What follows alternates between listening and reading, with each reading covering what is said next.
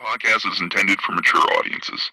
The views and opinions expressed are those of the panelists and do not reflect in any way those of the podcast partners, sponsors, or affiliates. Enjoy.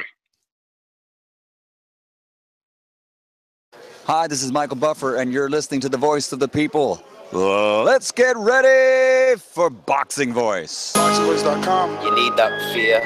All I'm trying to do is make a stand for something that I truly believe is right. I truly believe it's right. I don't want to be like you. Come on, man. I'm the face of boxing. I'm the cash cow. I hold the record with you.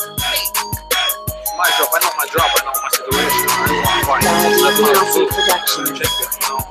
But it's going to be very difficult for both of us.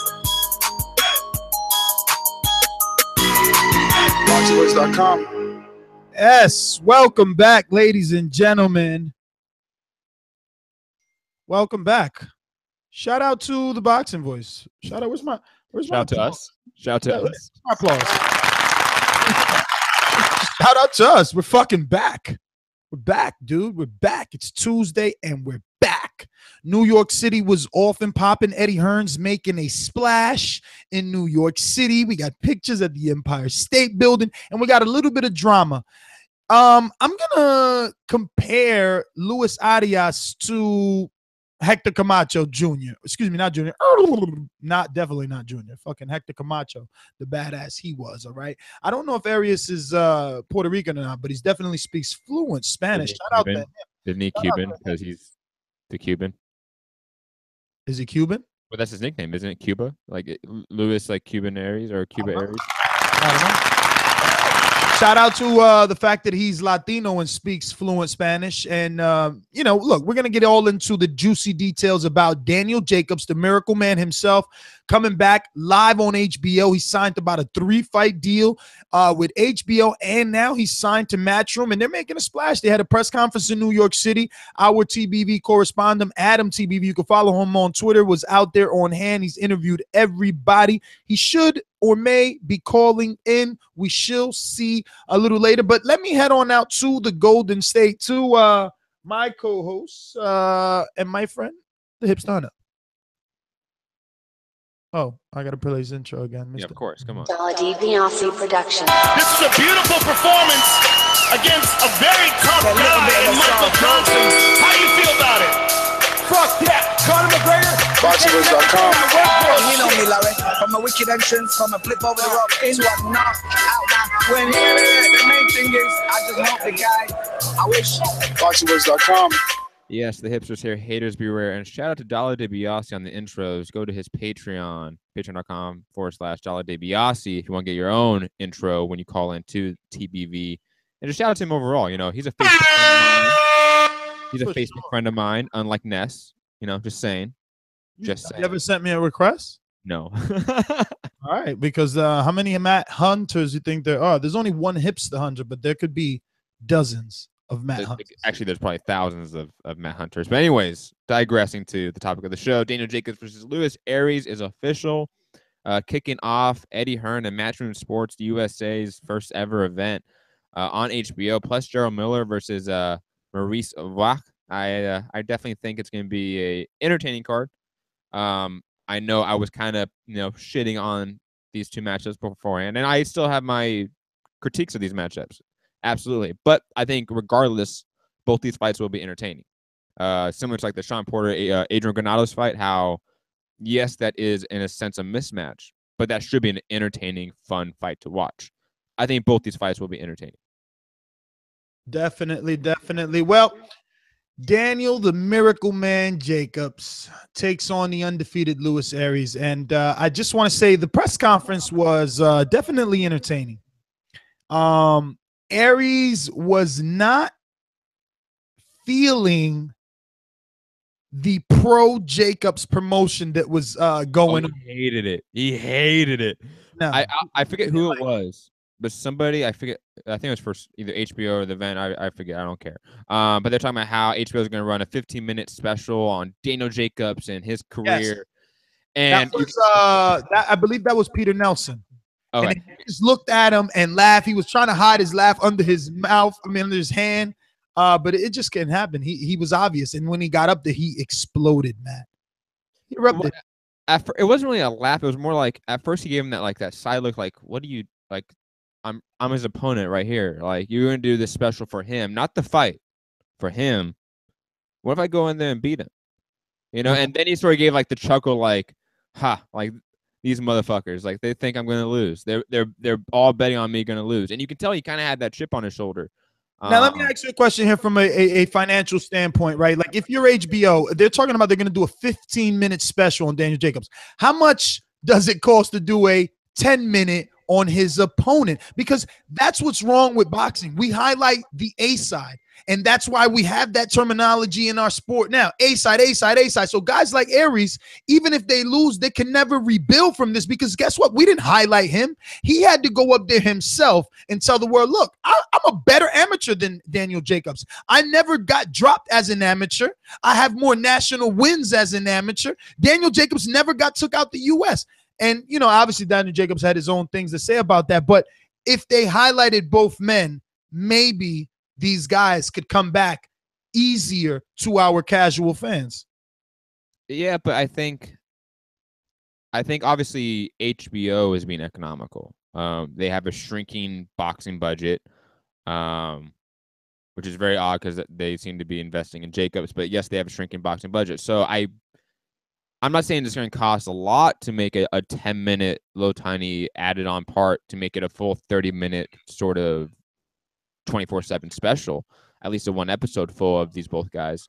It's going to cost in the 6-figure, close to 7-figure range, I would assume, to promote these guys via that way. Right production quality, the right equipment, the right people, the editing, like that all costs some money, I'm assuming. Again, I don't think it hits 7 figures, but it's definitely in the 6-figure range somewhere. I don't know where, but it's definitely in the 6-figure range. Dude, again, HBO could have taken the time right now. The cameras were there. They could have gave Luis Arias an hour worth of interviewing and watered it down to 5 minutes, and there's no way it's going to cost anything, bro. But, it's the small mind thinking, because in their opinion, Jake. Interviews is very different than a 24/7 like special. Well, Those they are didn't very say it different was that. production qualities. They didn't say it was a 24/7. They said it was going to be a 15-minute special to highlight Daniel Jacobs and his story, and it's But that sounds like a 24/7 that's just 15 minutes. You get what I'm saying? Like, it still sounds like a 24/7. Bro, fine. HBO has done this series called Ring Life. Do you remember it? They've done it on Gamboa, Rigondeaux. Do that. What I'm saying is do some sort. If it can't be equal because one is a star, fine. Do something on the opponent so that people care. I'm not disagreeing with that.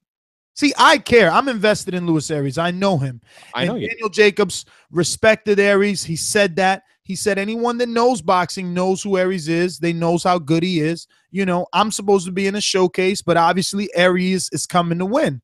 And I think he has the ability, especially based off his mentality, his way of thinking. He's looking at it like, look, I got to hit harder than Sergio Mora. You got dropped by Sergio Mora, which he brought up. You guys, I really recommend you watch this press conference, and then you'll get the Hector Macho Camacho reference. He had the big jewelry on, which Jacobs took a shot at.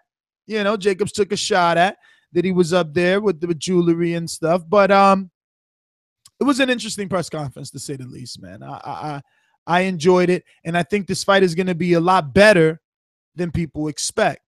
Hopefully, Arias could live up to his press conference, shenanigans and do that in the ring. But now, for all my casual listeners and even some of my hardcores that may not know, Luis Arias is trained by John David Jackson, if that means anything to you, the former trainer of, Sergey Kovalev, and he still trains Chris Algieri. And I think Chris Algieri is going to be in camp. I know that John David Jackson, when he took the podium, he mentioned Algieri, but they had such a shitty broadcast that it was just skipping minutes at a time whenever there was a glitch. So I know that Algieri is there. Don't know if he's going to be doing the whole Daniel Jacobs nutrition and thing for Luis Arias. But the fact that John David Jackson mentioned Chris Algieri is interesting because we know that Chris Algieri spent an entire camp with Daniel Jacobs in preparation for the Triple G fight, which Aries shitted on and said, you had a gallant effort with Triple G, but let's be honest, you ran. You was running. You know what I'm saying? So I'm going to get prepared for a run because I know you go, yo, you got to watch this press conference. He was talking hot shit. All right. I'm saying for all the fans are listening, because you're mainly talking from the side of a promoter and mainly talking with the hat on of a Luis Arias promoter, I would say. Why is that?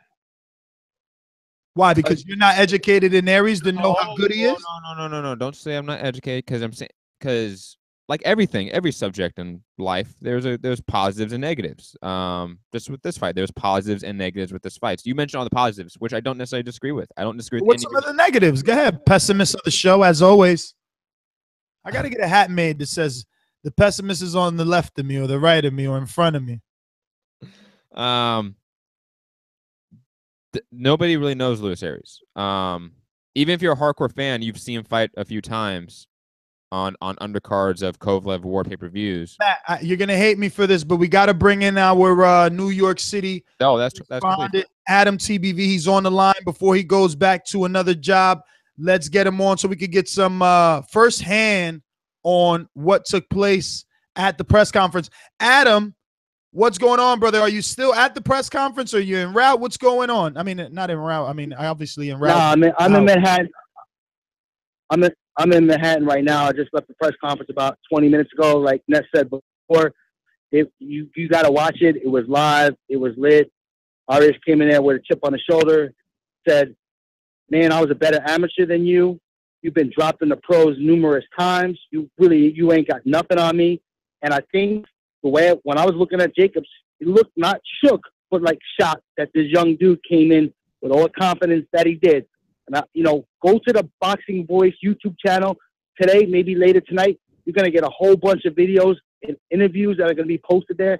And I got everybody. And I brought this up with Eddie Hearn after the press conference. This dude is hungry. So that was very interesting. Going back before, we talked to Andre Rozier. We had a really good talk with John David Jackson, cleared up the situation with Chris Algieri, talked about Luis Arias, talked about Kovalev. We got everybody and everything. The only person that I missed was Arias. But like I said before, the whole atmosphere changed.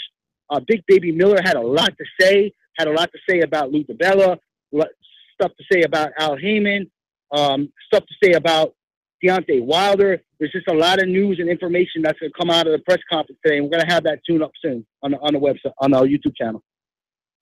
That's official, man. I'm interested in an Algieri. Give me a little teaser on that Algieri. What is he going to play? I mean, all I want to know is he going to be in the Arias camp or what's going on? No, okay, yeah, that's a great question. So Chris did work with Arias before in the past, but being that he worked with Danny Jacobs, Chris had to make a call over to Arias and say, listen, I'm working with Danny for this camp. We got to kind of break up. And, they obviously left on good terms or whatever, but Algieri did have to choose between Arias and Jacobs, and he's riding with Jacobs in this one. Oh, wow. That's fucked up because now Jacobs is going to know the inside of Arias. That's boxing. Fuck. What? Crazy. I mean, I didn't press Chris too much about that and ask if he thought that was going to be a conflict of interest or not. I mean, I know Chris for a while. He's a pretty good guy. I mean, but again, I mean, you know how a training camp goes. I'm sure things will be exchanged. But again, Chris Algieri did have to make the call to Arias and let him know. So I don't know if Arias holds any bitterness towards it. I didn't see him talking to Chris at the press conference, but Chris is 100% behind Danny for this one. Hey, Adam, another quick one. Without giving us anything away, because people got to go to the YouTube channel and check out your interviews.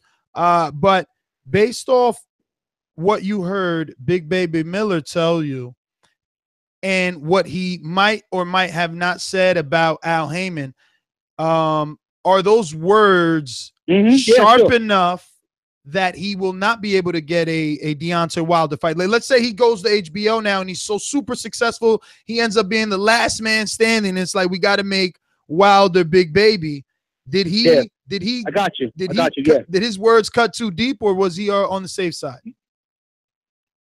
Yeah, no, he cut deep. I could see it's going to be real hard for Big Baby to get that shot against Wilder unless he's a mandatory. That's all I can say for now. And the rest of it you can check out on an interview. But he has a certain perception of what went down between Wilder and Ortiz and the drug test, and that's all I can say right now. It's a little teaser, but he has some kind of. Some may say he's got a theory. He's got a theory, huh? But he's got a theory, and he will be letting everybody know pretty shortly on our YouTube channel what his theory is. Adam, what was your overall perception of Eddie Hearn's first press conference in the U.S.? Dude, I heard they had fucking sliders, bro. Did you stuff your face or what? I mean, I'm watching what I'm eating right now, so I didn't, and I was too busy working.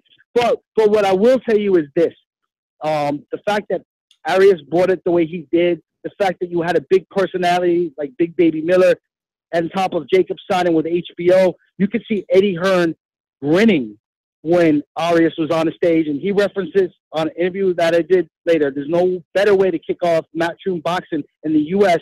than a live press conference like this as a way to sell the fights to the fans, to the networks, and whatnot.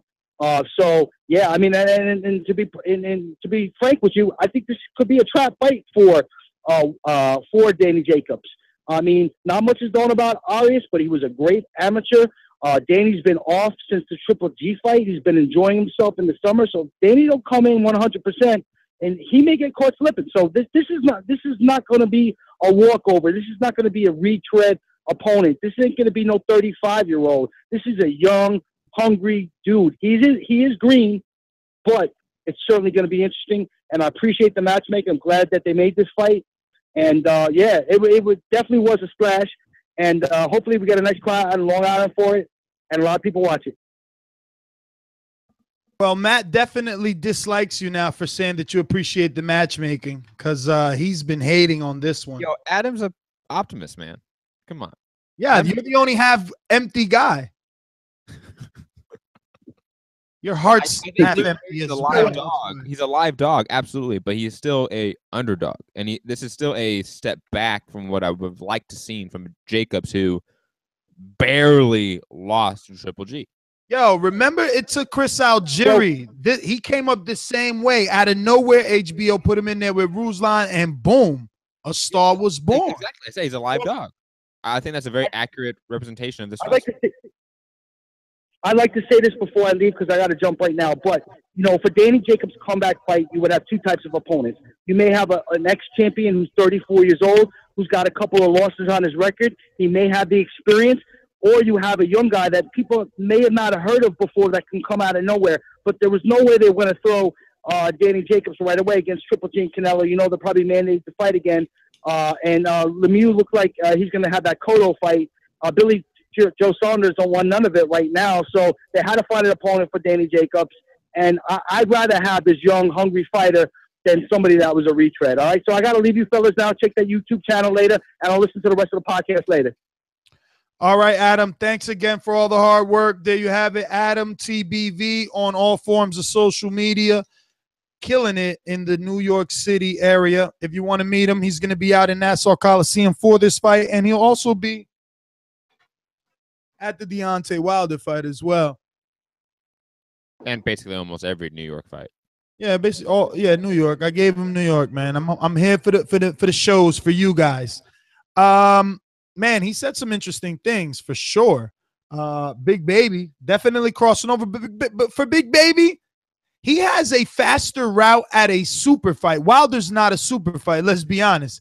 Joshua was the money man in the division, and Big Baby doing business with HBO, and now with Eddie Hearn is interesting. Just because, what does that mean for Showtime, who already has a deal with Joshua, but that deal's running out? That deal's almost up. Now Eddie Hearns has this fucking new US-based bullshit going on with a bigger network that gets bigger numbers and is willing to invest in the superstar. They snagged Canelo back from Showtime, and they can certainly snag Joshua from Showtime, given the right amount of money. If they dangle the right amount of money to Eddie Hearn, I'm pretty sure, Showtime's lost. Well, that's a good theory. I don't know if Which you opens the door for Miller, which was the closing statement, obviously, Yeah. I definitely think it's possible that the reduction of the budget for HBO is now going to be used more for the superstars. Because HBO sort of went on a tear where they did everything. HBO had more events than everyone.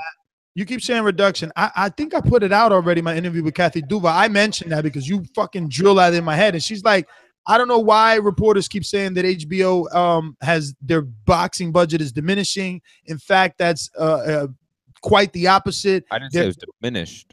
I'm saying it is definitely, it's not diminishing. Check the Kathy Duva interview. Kathy Duva is not HBO. She's a promoter that has worked with HBO. All right, but HBO has there's tons of articles by investigative journalists such as Kevin Iole, Dan Rayfield, Lance Buckmeyer, tons of journalists that investigate this, that have the paperwork, that have talked to officials in HBO. The budget is smaller than in recent years. That is just a fact. I have not seen anything reported that it's any smaller than the 28 million we heard a few years ago. A few years ago was 2 years ago, Ness. Okay. That's when it was reduced. That's when the budget was reduced. One time, though. You're acting like it's still happening. I didn't say it was still happening. 28 mil the reduction for fighters is a lot of money. Reduction is not implying that it is concurrently happening. Reduction. Should I make it more past tense? Yes. Okay. When the HBO budget was reduced 2 years ago, okay, that could have been an overall theory or game plan by HBO to say, hey, we've been just putting out so many events, so many fighters on main event cards that really aren't bringing the money back. So that's why they got rid of a Terrence Crawford, a Lomachenko, some of those top ranked guys, because they weren't making the money back potentially for HBO for what they're putting into it. And they signed Canelo. They still have Cotto. God knows if this Eddie Hearn relationship is exclusive. I don't know. I didn't see anything about that yet. I know Daniel Jacobs has an exclusive deal with HBO right now, but I don't know about Matchroom USA. If that is the case, then that is interesting. That is them going, hey, he is the biggest promoter. We're gonna go get him. We're gonna leave Top Rank in the dust because they're not gaining anything. We're gonna look at Joshua potentially, since we have Jarrell Miller now, because Joshua's the biggest star. That's a potential factor. That's interesting if that's what HBO is doing. I don't know if that's the case, but that would be very fascinating if that's what Remember that they got reinvested into Vladimir because he had to fight Joshua. Maybe the end plan is Joshua. Give Eddie a couple of dollars. Let him have a few shows and wait that Anthony Joshua Showtime contract out and offer him the boat. And that's only one more fight. By boat, I mean boatload of cash. Right. As far as I know, there's only one more fight on that contract deal. It's only a 3-fight deal with Showtime. Right? Right. And that started with Eric Molina, Klitschko, and then obviously Pulev. So after this next fight, I think he's technically a free agent. Let's be clear here, because no one's going to have the balls to say it. And honestly, I could be wrong, but let the opinions begin. No one is going to call Eddie Hearns a shell promoter. And I'm using air quotes, or a front promoter. Oh, so like what people call Lou DiBella. Yes. Okay. Just want. And I want to defend a guy like Lou, because you tell me, what's the difference right now? Because there are going to be a couple of overly optimistic people, that are like, oh, it took Eddie Hearns to come to America and fix boxing, and think that he's pulling the strings. But I don't believe that way. Daniel Jacobs made an article a couple of days ago. Hold on. By he, do you mean Eddie Hearn or Al Heyman? Eddie Hearn. I don't believe he's pulling the strings, Eddie Hearn. I think if anything, it's definitely a sit down, and we're going to come together to the best possible deal for all of us. Because Jacobs put out an article a couple of days ago stating that his relationship with Al Heyman is 100% intact, and it will remain throughout the duration of his entire career. He started and he will end with Heyman. Nothing will change there. And HBO didn't want Heyman on HBO, and now they have Heyman on HBO again. Now, whether that comes in, devil in a blue dress in and Eddie Hearn, it really doesn't matter because Daniel Jacobs ain't taking no fight that Al Heyman doesn't say he can take. Okay. Now, that being said, right? That being said, let's say that my other theory of Joshua ending up on HBO does happen because, like you and I both stated, there's only one fight left. Now Eddie Hearn is over there. Maybe it's the master plan all along. Where would that money get bigger pay-per-view numbers? And by that fight, I mean Joshua and Wilder. So what does Wilder have to do? Sever his ties with Shell, and I'm using air quotes, Lou. I'm not saying you are. Shell promoter Lou DiBella. Re-signed with Eddie Hearn. Eddie looks like the fucking savior of boxing. He was the only guy to single-handedly bring heavyweight boxing back to the biggest network in the world. HBO has the hugest heavyweight pay-per-view in the world in the probably last 2, 3, 4 decades. And we're all doing good. And I'm pretty sure that's how it's going to end up because there's no way, absolutely no way that Al Heyman could have been telling Deontay Wilder he's going to get that Joshua fight for the last year and then it not happen. That's just not going to happen. And I guess the worst case scenario, Matt, is just like Vladimir and Joshua, right? So Showtime keeps Wilder. They give him the boatload and then they have to do a split pay-per-view. First off, you definitely should play the soundbite before you went into that amazing conspiracy theory rant. Yeah, you know what's worse? I didn't never switch the camera, so it was just thumbnail all that time. No one got to see the man. You never switch the camera, Ness. You do such a bad job of that. It's okay. It's on you. I want you to shine. You're the star. You're the future of TBV. I'm the A side. You're anyway, the future. Anyways, play the soundbite, Ness. Oh shit! You got to text me and have me prepared for this stuff. You know how many don't. sound bites I got on my end? You know what soundbite? Not that one. No, I played that. I played that because I knew you were gonna cry that I was not on point. Al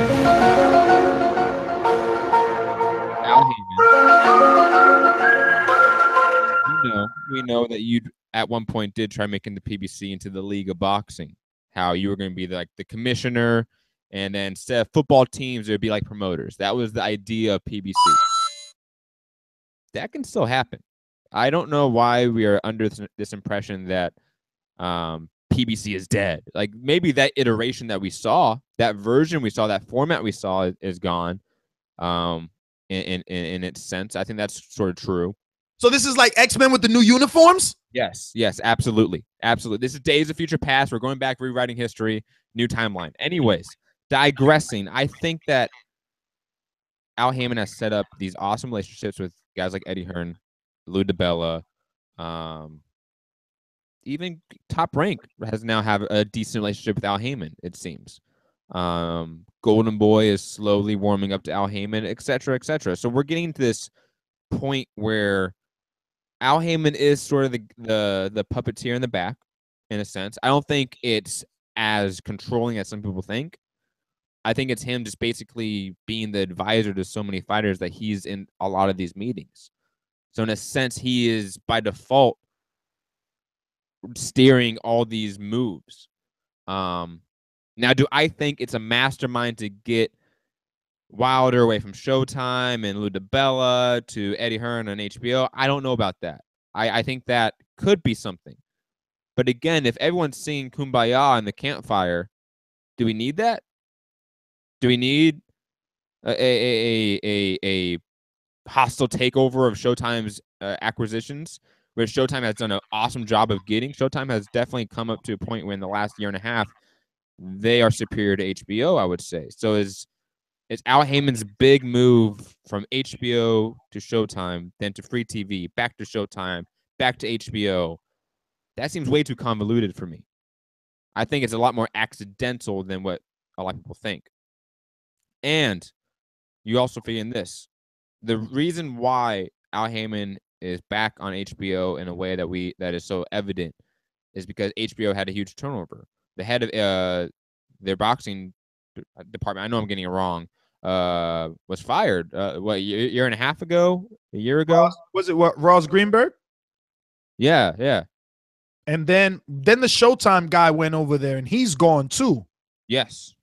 Now Peter Nelson is there. Yes. So there's been a turnover. So when Al Heyman was blacklisted from HBO because of the whole Beyonce thing. Really, that was an entirely different HBO. That was entirely different guys there controlling the scene. So now it's a different HBO. Things are opening up to Al Heyman. I don't know what the end game is, but we know that Al Heyman's moving. He's making moves. It's 3D, 4D chess right now. I don't know where the pawns are. I don't know where the queens are. I don't know where the kings are. But it's 4D chess right now with these networks and these promoters. I don't know what Al Heyman's doing, but he definitely has a plan. PBC is not dead. Like, whatever we think, he's 5 to 10 steps ahead of what we're thinking. Same with Eddie Hearn's maybe 3 steps ahead of us, but I don't know if he's caught up with Al Heyman. So I'm curious to see if more Al Heyman guys are going to Eddie Hearn, especially when we have a guy like Miller who isn't a Al Heyman guy going to Hearn. So that's an obvious difference. That's a guy that says "fuck you, Al Heyman," and it's going to Eddie Hearn. So it's not like Miller, because we need to. It's in the realm of the conversation. He was very vocal at the press conference. I saw that part. He said, he mentioned Lou DiBella and how Lou DiBella tried to pit him versus his Matt, mute yourself, versus his friend Adam Wanaki, and he's like, he's like other promoters here in New York and other networks, So I'm happy HBO stepped it up and this, that, and the third, and he's employing fighters not to allow these promoters to kind of put you in these positions and to kind of value your worth a little more. So it looks like he's crossed the line too. Like, he won't be able to get any of those Showtime fights any longer. Not that he cares, again, because his end game is Joshua, which is the biggest end game of them all. But shout out to Jeff from Hit First Boxing. He got to get his he was the translator for Mariusz Wach. And yeah, man, Big Baby Miller, he knows how to make a splash for sure. And he knows how to promote a fight. And he said some interesting things, Matt. What do you think about the fact that he said, look, I had 4 weeks or 5 weeks notice for that last fight, and I threw over 70 punches per round. What do you think is going to happen now that I knew about this fight and I still got 4 more weeks to go, or something like that? Yeah, I didn't know he took that fight with Showtime on short notice. I thought, oh, he doesn't have power. He's a grinder.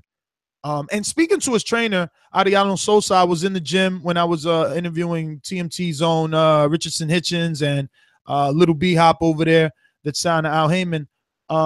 We were talking, and he said, yo, Big Baby is 290-something pounds, and he doesn't stop coming forward. And even if you could take his power, it's the weight over and over hammering down on you. And I guess that means something up to a certain point, because I think that skill will keep a mauler off of you. But what did you think about his interesting antics at the press conference? I think he instantly made himself that guy that everyone talks about that isn't a champion. He is slowly becoming that guy outside of the Wilder and Joshua that everyone's really talking about, because he does this. He's going to say stuff off the cuff. He's going to say F you to people that I think some fans want people to say F you to. That includes Al Heyman. There's a large portion of the fan base that hates Al Heyman. And when you have a guy, same with Lou DiBella, there's a lot of people that hate Lou DiBella. And you have a guy like Jarrell Miller who's so outspoken, saying those things against those guys, I think he instantly becomes like a cult hero of that division, a fan favorite to a lot of people. We have like a guy like Georgie Porgy saying, who's the ultimate troll on TBV Fam.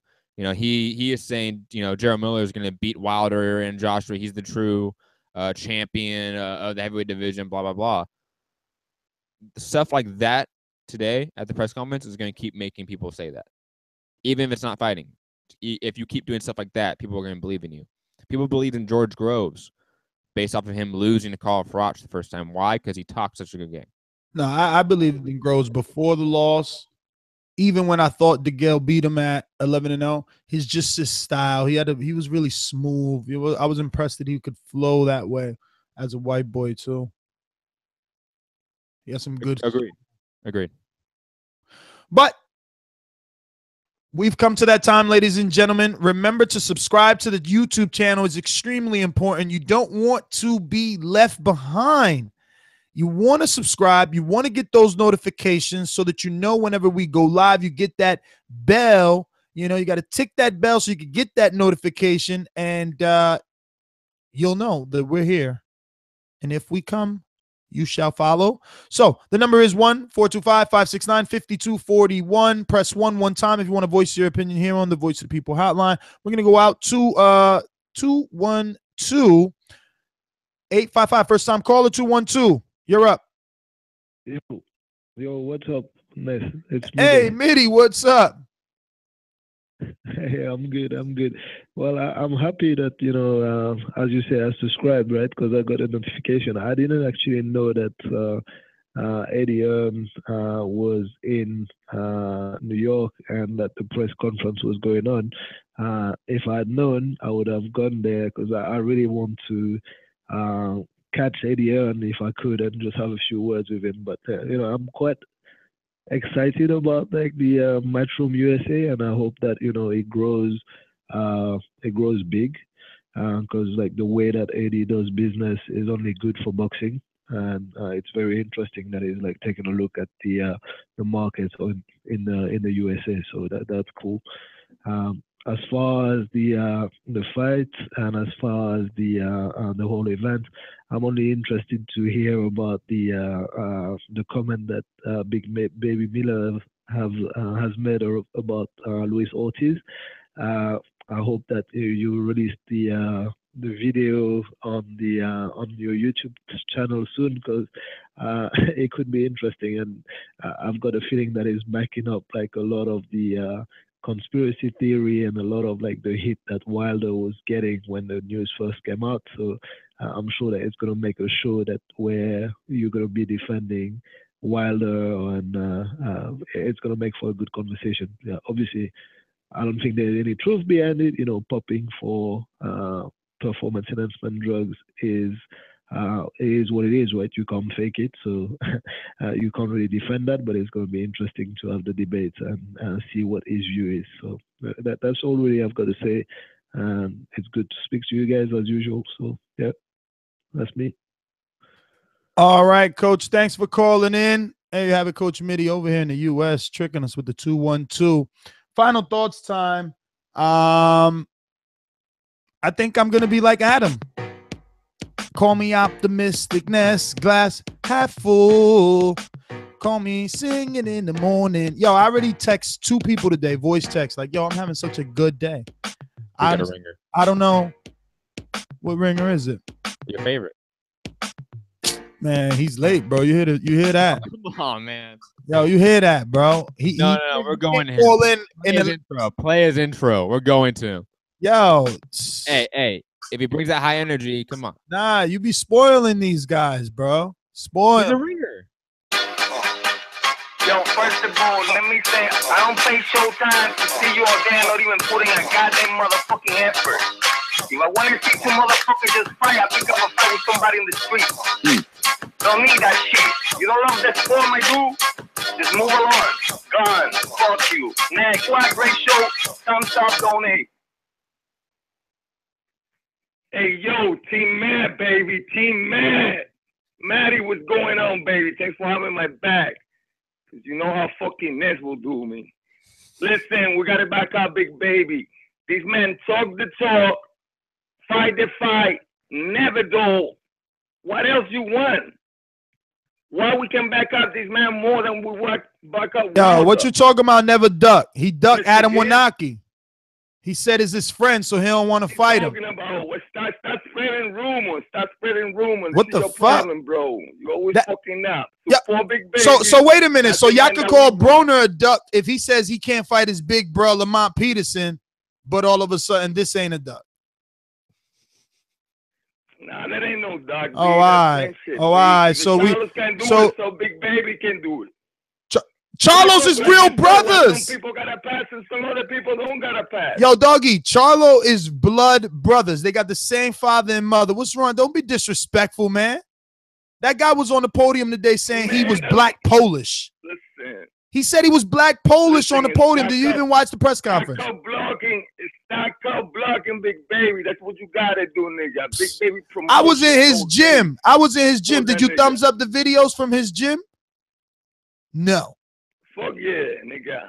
Oh yeah, another thing I want to say. I love these fucking videos you guys doing about unknown fighters. That's the shit you guys gotta really fucking go with. All these people that nobody knows. I'll be watching the videos, learning about new fighters. That's a beautiful thing. Create that relationship with these people so when they become big, you guys get better access to them. So that's phenomenal. Right there, sounds way the fuck up. I know you got to go because you got some wilder dick riding to do. So let me leave you alone, bro. TBV family, I love you. Support, donate, enjoy Patreon. Maori. Let's get out to the UK. David Beanie, talk to me. Hey guys, yeah, I think you're overthinking the politics of it a little bit without Al Heyman and stuff. I think that if you think about it from HBO and Peter Nelson's perspective, he's looking at it and going, what do we want to do for the next 5 years, and who do I want to work with? And for me, I don't think you want to work with Eddie Hearn. He's the promoter that's getting all the big fights done. He's got the biggest star as well, so in boxing. So if you could, get him on board, then and Eddie can work his magic and sign up a few US fighters as well. Then you potentially got a very good working relationship for HBO. Also, he's got a track record of working pretty much with every single promoter in the business. He's done fights with DiBella, Tom Brown, Golden Boy, Mayweather, and Al Heyman as well. So I think that I think one thing, Eddie at the end of the day is a businessman. He doesn't really have any agendas. So I think well, hopefully anyway, a lot of the fights in the US, rather than having all this politics stuff, it will just come down to the highest bidder and who puts up the biggest purse. So yeah, that's my call. What hidden agenda is it that you're speaking of? What did you say, sorry?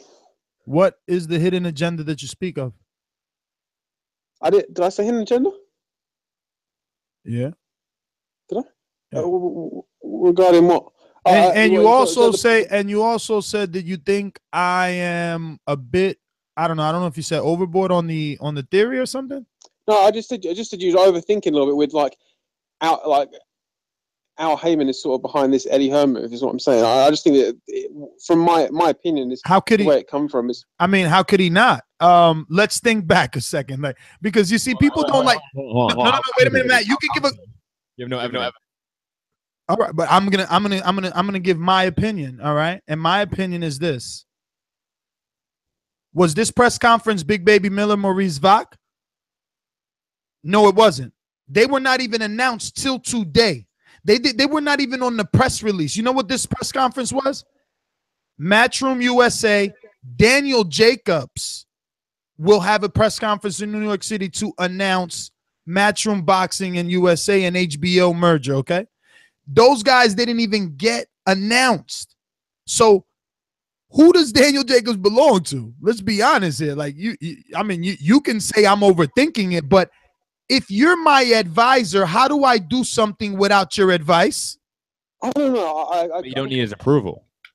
I'm just talking about the broader kind of Matchroom relationship. Is more what I said. Obviously, I think from what Eddie Hearn says, most of his the way he goes about business is he'll bring the deals to the fighter and the management team, and they'll make the decisions. So it's Eddie's job to go out and try and make the fights and get the best deals for the fighters, and or put the options on the table, and then Al Heyman will probably decide which option is best for Jacobs. So yeah, that's how I see things playing out. Well, all right, David Beanie. Well, time to definitely wrap up. We're gonna final thought it. Regardless of how it is and how it worked out, if Al's behind it, if he's not, optimisticness is always going to be here. Happy to see Daniel Jacobs cross over to the side that gets him the biggest, most competitive fights. I think that fights with David Lemieux, Miguel Cotto, Daniel Jacobs, Triple G, Canelo. All those mixes sound good. So shout out to Daniel Jacobs. Shout out to Matchroom USA Boxing. Shout out to Eddie Hearn, making things happen. Shout out to at least Al Heyman for allowing things to happen, right? Or advising for them to happen, whatever, Matt, whatever. I'm happy for Big Baby Miller as well, like he said in the press conference, it was a long time coming. It's 15 years. He's been around in New York City, man. I've been seeing him train at Gleason's for a long time before they eventually moved to the Atlas Cops and Kids. And there he is, finally going to be making it on, what many consider the biggest stage of boxing, which is HBO Championship Boxing, and that's a good thing. So shout out to everybody, man. Boxing is alive. We've had a phenomenal year in 2017. This is just more great news. So I'm happy. Hopefully we get some more news and we could come back. So remember to subscribe to the YouTube channel because that's how spontaneous it is. We could probably be back live in about 4 hours or 3.5 hours. That's how Matt likes to do it. He's just like, a talk whore. He just wants to talk. So do you. Of course. Why not? In my final thoughts, I honestly think it's as great as maybe Ness may think. This event in particular, not necessarily Matchroom Sports USA venture or anything like that, or Daniel Jacobs signed to Eddie Hearn. I'm not talking about that. I'm talking about this event. I think this event's gonna be fun. I think it's gonna be, I believe, after the Wilder event, the week after. So we're gonna have back-to-back weeks. I think the weekend before the Wilder fights, the Joshua fight, and then we have Wilder, and then we have Daniel Jacobs and Jarrell Miller on the card. Like, we're going to have 3 weeks back-to-back. There's going to be a lot of boxing. I think that's going to be fun. I think that's going to be a lot of fun, a lot of entertainment. Luis Arias, I think he has a chip on his shoulder. I think due to people like me are saying that he's just a live dog. That I'm not saying that he's going to win. I'm not going to pick him to win, and I hope he doesn't take that as disrespect. I think Luis Arias is a great prospect, but this is a lot. Let me tell you what you don't even know. We're going to see Luis Arias. That's what you don't even know. We're traveling. We're packing the bags. We're going to Florida. We're going to be in the swamp out there with the crocodiles and the fucking mosquitoes and John David Jackson and Luis Arias for this one. They don't want to give him 15 minutes of 24/7 style of recording. We're going to be doing TBVs all access on them. Yeah, I don't know about that, Ness. I'll be pretty tired after the Wilder camp. But I think Luis Arias can shock everyone. I think he's a guy that should have had a couple more fights before he got this. And I think that's fair to say. We want all great prospects to rise to the ranks through the proper means. This is a lot very fast. This could be too much too fast for him, unfortunately. But should be a fun fight.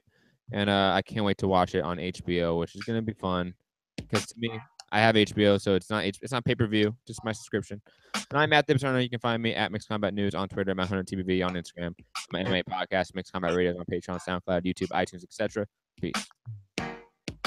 And I am Ness GTO on everywhere. Call me Ness GTO. Find me on Instagram and Twitter. I'm Ness GTO.